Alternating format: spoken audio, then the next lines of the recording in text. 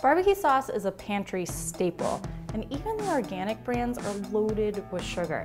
So I have a really simple recipe that's whole food, gluten-free, vegan, and awesome. So try this one, it's super easy and I know you're gonna like it.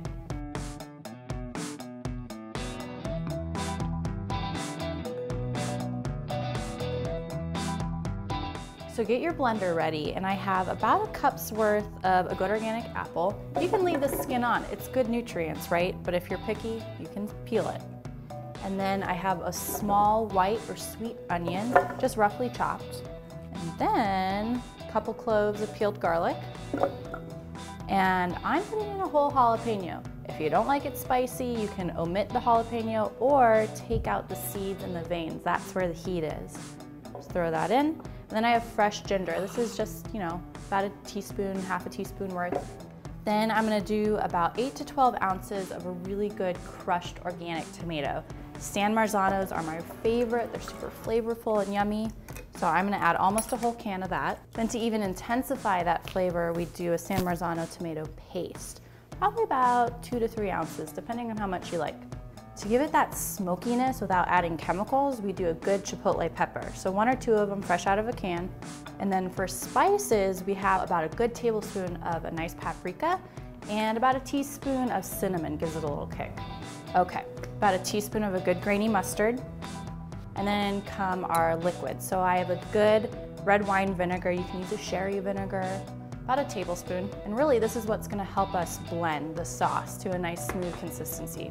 And a good balsamic vinegar, another tablespoon. All right.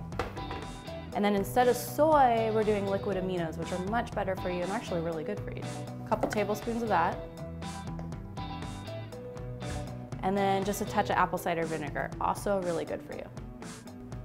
And instead of molasses or adding sugar, we're gonna do whole pitted dates. Now you can do about 6 to 12 of them, depending on how sweet you like it. I go for about 12 because I do like it sweet.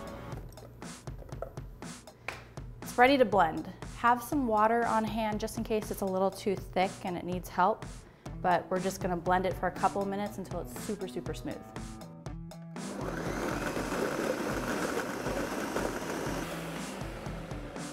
Okay, we're looking nice and smooth. We're just gonna transfer it into a pot. I'm gonna season it with a little salt and pepper. So, and we're just gonna cook it on a simmer for like 30 minutes to an hour, and it's really just to intensify the flavors and make it richer. I'm just gonna put it on that low heat, and we'll have barbecue sauce in about 30 minutes. Okay, the sauce is done. It's been cooking for about 30-45 minutes. It looks beautiful. I let it cool down for about 15 to 20 minutes, just so it's not smoking hot when I put it in the fridge. Get yourself an airtight container like this one. You can even use a Tupperware. And it will keep in your fridge for at least 2 weeks.